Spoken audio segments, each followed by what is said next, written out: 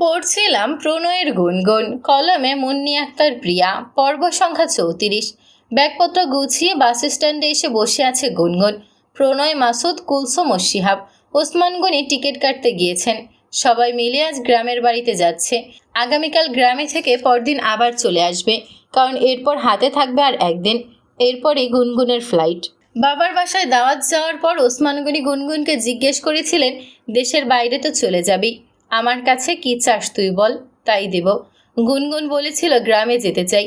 ছোটবেলার সেই সময়গুলো তো আর ফিরে পাবো না, তবে ওরকম একটা দিন কাটাতে চাই তোমার সাথে আব্বু। কথা শুনে ওসমান গনির চোখে পানি চলে এসেছিল। গুনগুনের মা মারা যাওয়ার পর আর কখনো গ্রামে যাওয়া হয়নি। মূলত সুমনা বেগমই কখনো চাইতেন না তিনি গ্রামে যাক। সুমনা বেগম বউ হয়ে আসার পর সব কিছু থেকে সবার থেকে ওসমান গনি আলাদা হয়ে গিয়েছিলেন। গুনগুন এরপর একবার গিয়েছিল শুধু। সবাই কেমন যেন করুণার চোখে দেখত ওকে, হা হুতাশ করতো খুব। তবে চাচা চাচি সবাই যে গুনগুনকে ভীষণ ভালোবাসত এ কথা অস্বীকার করার উপায় নেই। কিন্তু তবুও এত ভালোবাসা ঝাঁপিয়েও গুনগুনের চোখে ভাসত সবার করুণা। সে নিজেকে কখনো এতটা ছোট দেখতে পারত না তখন থেকেই। এরপর থেকে গুনগুনও আর গ্রামে আসেনি। দাদা দাদিও ছিল না যে যাদের টানে অন্তত গ্রামে যাওয়া হবে। এতদিন বাদে গ্রামে কাটানো সেই সোনালি দিনগুলোর কথা মনে পড়ে গিয়েছে গুনগুনের। দেশ ছাড়ার আগে অন্তত একটাবার সে গ্রামের মাটিতে খালি পায়ে বাবার হাত ধরে হাঁটতে চায়। প্রিয় ও কাছের মানুষগুলোর সাথে একটিবার সুন্দর কিছু মুহূর্ত তৈরি করতে চায়। ওসমান গনি বিনা বাক্য ব্যয়ে রাজি হয়ে গিয়েছেন। তাই রাত পোহাতেই ছেলে মেয়ে ও জামাইকে নিয়ে সকাল সকাল বেরিয়ে পড়েছেন গ্রামের উদ্দেশ্যে। সুমনা বেগমকে আসার জন্য তিনি জিজ্ঞেস করেননি কিছু। জিজ্ঞেস করলেও হয়তো আসতেন না।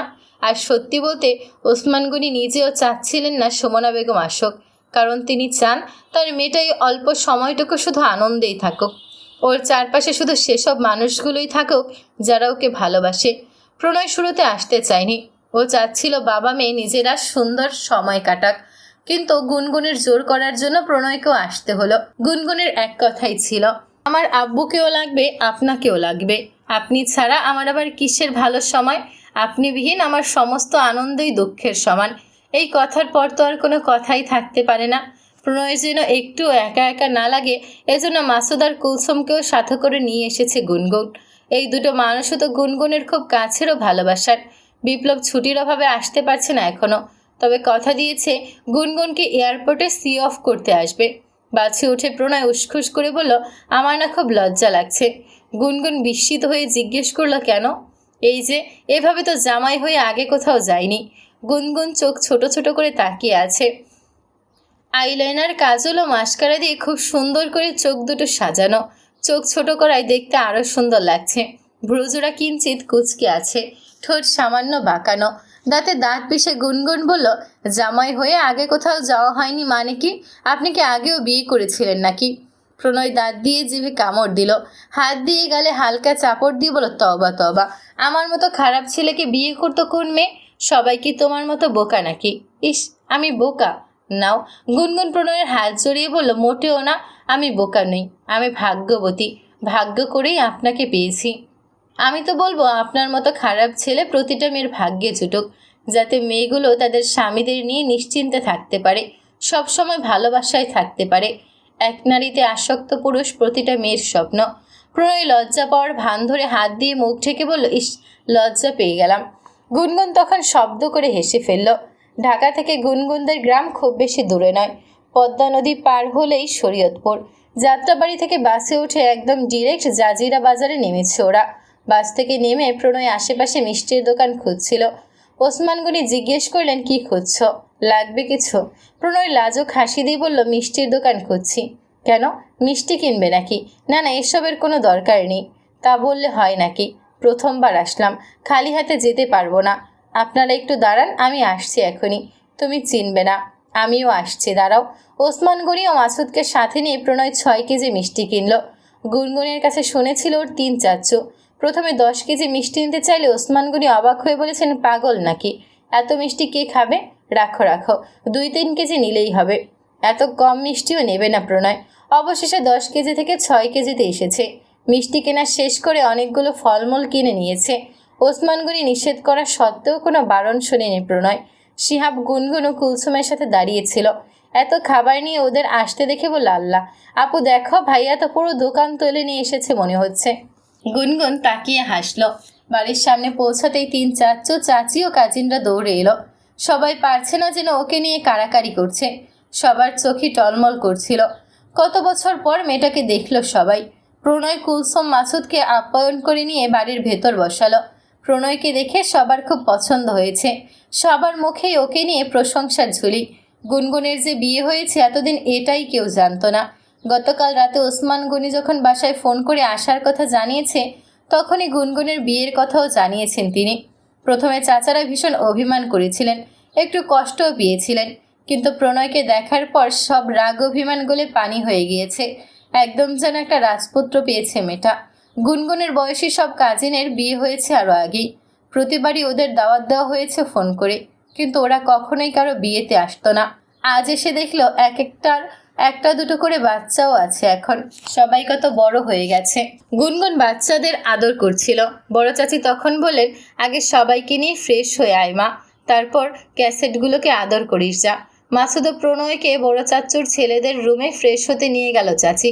কুলসুম ও গুনগুনকে ছোট চাচির রুমে ফ্রেশ হতে নিয়ে গিয়েছে।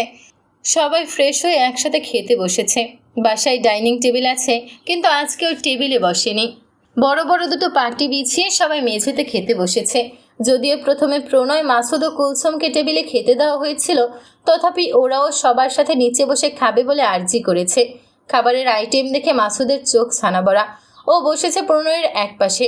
ফিস ফিস করে বলল, এতটি খাওয়ান সব বাসায় রাঁধছে নাকি বাইরে থেকে আনছে?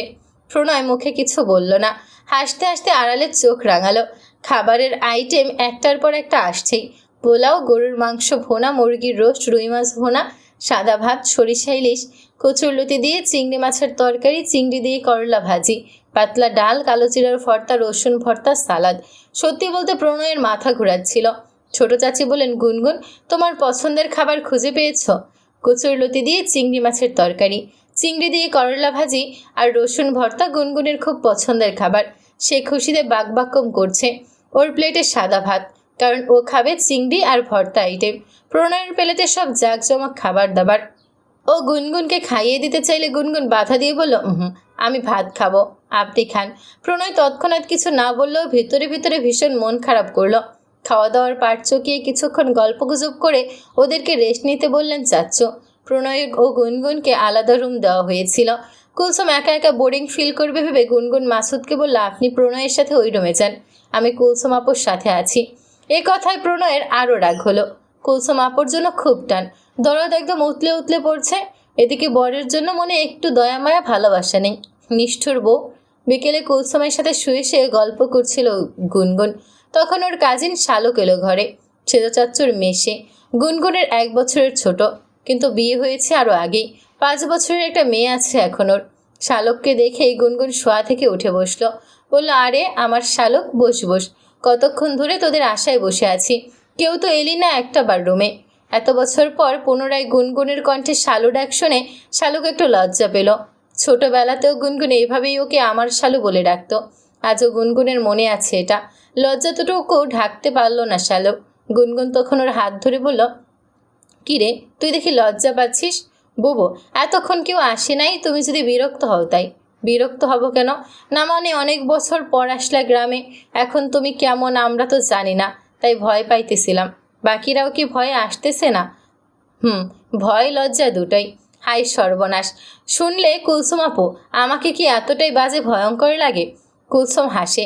শালক তড়িঘড়ি করে বলল, এই না না বাবু, তুমি ভুল বুঝতাছো। তুমি আগের মতোই সুন্দর আছো, একদম পরীর মতো। হয়েছে, এখন আর তেল দিতে হবে না। বাকিদেরও টাক। তেল না, সত্যি বললাম, ওরা পরে আসবো। বুবু, তোমার কি ছোটবেলার সমেত চাচার বাসায় আম পেয়ারা যে চুরি করতাম আমরা, মনে আছে?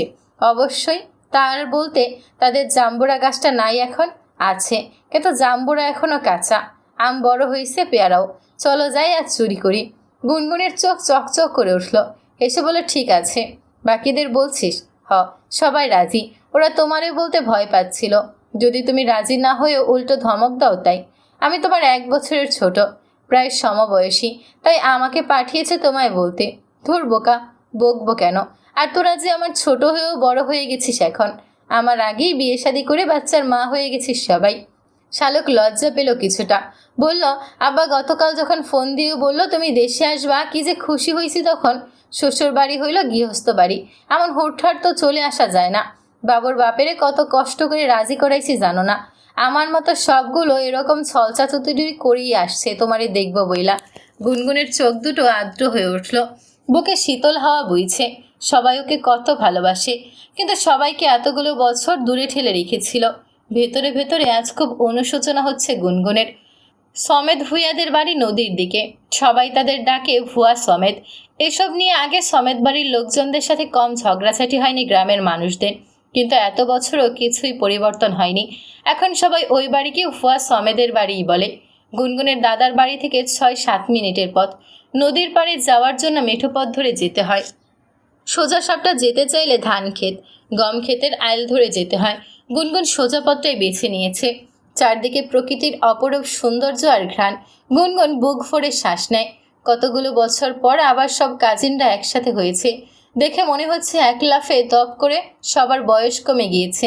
টুম্পা বলল, বুবু, আগে যে আমরা গাংপাড়ে কলসি নিয়ে কত ডুব দিতাম মনে আছে? গুনগুন হেসে বলল, হ্যাঁ, সাঁতার পারতাম না তো তখন আমরা। এখন পারো? না রে, তোরা পারিস? আমরা তো গ্রামে থাকি, তাই সাঁতার শিখে গেছিলাম। ওদের সাথে প্রণয়, মাসুদ আর কুলসুমও গ্রাম ঘুরতে বের হয়েছে, কিন্তু কুলসুম ছাড়া ওরা দুজন এটা জানে না যে ওরা আসলে আম চুরি করতে যাচ্ছে।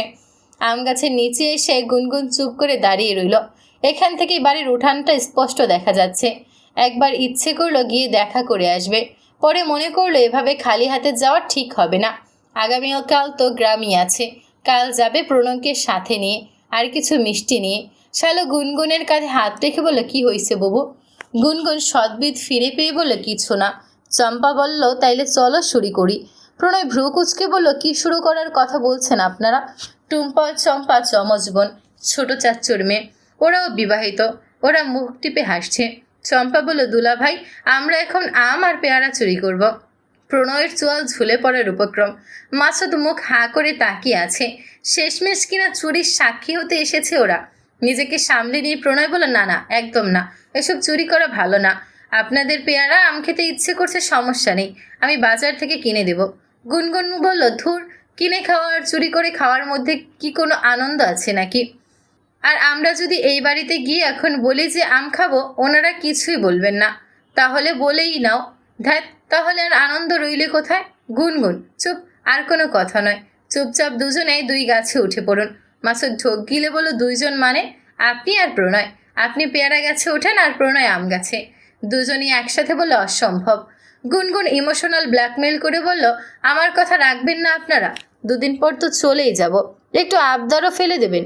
দুজনেই এবার গলে গেল। মাসুদ বলল, হইছে, থাই, কাইন্দ না, উঠতাসি গাছে। দুজনে 2 গাছে ওঠার পর কাজিনরা ওন্না পেতে নিচে দাঁড়িয়ে রইল। শিমলা ও রুমি বড় চাচ্চুর মেয়ে। ওরা হেসে কুটি কুটি হয়ে বলল, খুব নাটক জানিস দেখছি। গুনগুন হাসল, বলল, তোমরা যে আসবা ভাবিনি, কিন্তু স্বাধীন ভাইয়া, হাসান, রবিন ওরা আগের মতো ছোট থাকলে ওদেরও নিয়ে এসে গাছে উঠিয়ে দিতাম। সবাই একযোগে হাসির শব্দ শুনে মনে হচ্ছে একদল কিশোরী অনেকদিন বাদে মন খুলে হাসছে। প্রণয় গাছে উঠছে আর ভাবছে, এভাবে দিন দুপুরে কেউ চুরি করে? অনেকগুলো আম পেয়ারা নেওয়ার পর হঠাৎ করে বাড়ির উঠান থেকে হাঁকডাক শোনা গেল। কেডা ওইখানে? আম গাছে কেডারে? বয়স্ক কণ্ঠস্বর শুনেই আম পেয়ারা নিয়ে গুনগুন, কুলসুম, শালক, টুম্পা, চম্পা, শিমলা ও রুমি ভো দৌড় দিয়েছে। অসহায়ের মতো গাছে দাঁড়িয়ে আছে প্রণয় ও মাসুদ। সমেত ভূঁইয়া এখন বয়স হয়েছে, হাঁটতে পারেন না ভালো মতো, লাঠিতে ভর দিয়ে হাঁটতে হয়। বারান্দায় বসে থেকে তিনিও তার স্ত্রী সুরমা বেগম সবই দেখতেছেন, কিন্তু কিছু বলেননি। ওরা ছোট থাকতে খুব বকতেন, অতিষ্ঠ হয়ে যেতেন ওদের অত্যাচারে। গুনগুন এত বছর পর গ্রামে এসেছে, এই খবর গ্রামে ছড়িয়ে পড়েছে। খবরটা তাদের কানেও এসেছে। দূর থেকে গুনগুনকে দেখে চিনতে না পারলেও টুম্পা, চম্পা ওদেরকে চিনতে পেরেছিলেন, আর এটাও বুঝেছিলেন যে সাথে নিশ্চয়ই গুনগুনও আছে। ছোটবেলায় ওদের লিডার গুনগুনই ছিল। মেয়েটা চলে যাওয়ার পর আমচুরির অত্যাচারও কমে গিয়েছিল। এরপর একে একে সবার বিয়ে হয়ে যাওয়ার পর ওরাও আর আসতো না। আজ এত বছর বাদে যখন হামলা করেছে, তখন নিশ্চয়ই সাথে গুনগুন আছে। তারা স্বামী স্ত্রী বারান্দায় বসে হাসছিলেন আর দেখছিলেন ওদের কাণ্ড কারখানা। অনেক সময় পর প্রণয় ও মাসুদকে নামতে দেখে মিছিমিছি তাড়া দেওয়ার ভঙ্গিতে বললেন, কেডাও এখানে? অমনি সবাই মাসুদ ও প্রণয়কে রেখে ভো দৌড় দিয়েছে। ওরা দুজনে তখনও গাছে ছিল। এদিকে সুরমা বেগমও চলে এসেছেন।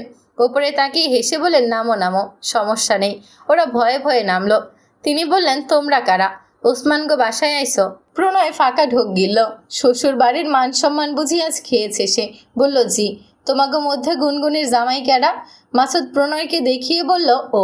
তিনি অনেকক্ষণ তাকিয়ে থেকে বললেন, মাশাল্লাহ, আহো ভেতরে আহো, ডরাইও না, আমি আগেই দেখছি তোমাগো। প্রণয় একটু বিস্মিত হলো। জিজ্ঞেস করলো, তাহলে কিছু বললেন না যে? কি কমো, বাচ্চা মানুষ তোমরা, আহো। মাসুদ প্রণয়কে খোঁচা মেরে ফিস করে বলল, দোস্ত, বাড়িতে নিয়ে আবার বাইন্দা রাখবো নাকি? আমি যাবো না। সুরমা বেগম পেছনে ফিরে তাকাতেই প্রণয় হেসে মাসুদের হাত ধরে ভেতরে নিয়ে গেল। সবাই দৌড়ে একসাথে নদীর পাড়ে অনেক দূর পর্যন্ত চলে এসেছে। বিকেলে অনেকে গোসল করতে এসেছে। দু একটা নৌকা যাচ্ছে, হঠাৎ হঠাৎ ট্রলারও দেখা যাচ্ছে। সেদিকে দৃষ্টিপাত করে হাঁপাতে হাঁপাতে নরম সবুজ ঘাসের উপর বসে পড়ল গুনগুন। ওর দেখা দেখি বাকিরাও পাশে বসলো। নিজেকে স্থির করে গুনগুন উদাস হয়ে বলল, তোরা এভাবে আমার বরটাকে রেখে পালিয়ে এলি? ইস, সবার আগে তো তুমিই পালাইছো বুবু, বলল টুম্পা। গুনগুন হক চকিয়ে বলল, তাই নাকি? তাহলে তো সর্বনাশ। কেন সর্বনাশ কিসের? দুলাভাই কি তোমারে বকবো? জানতে চাইল শালক। গুনগুন লম্বা শ্বাস নিয়ে বলল, না রে, আমার সতীনের সাথে ঝগড়া লাগবে। সবার চক্ষু চরক গাছ। রুমি বলল, সতীন মানে? কুলসুম তখন হেসে বলল, মাসুদের কথা বলতেছে। মাসুদ ওকে সতীন ডাকে। সবাই এখন খিলখিল করে হাসছে। গুনগুনের ফোনে মেসেজ টোন বেজে উঠল তখন। প্রণয় মেসেজ করেছে, ওগো আমার চোর বউ, কোথায় তুমি? প্রথমে করলে আমার মন চুরি, এখন আবার আমাকে দিয়েই করালে আম চুরি। শুনেছি চোরে চোরে নাকি মাসতুতো ভাই হয়, কিন্তু আমরা তো হয়ে গেলাম চোরে চোরে স্বামী স্ত্রী। দ্রুত বলো কোথায় আছো, নয়তো তোমাকে খুঁজতে এখন হারিকেনও চুরি করতে হবে। মেসেজ পড়ে গুনগুন শব্দ করেই হেসে ফেলল।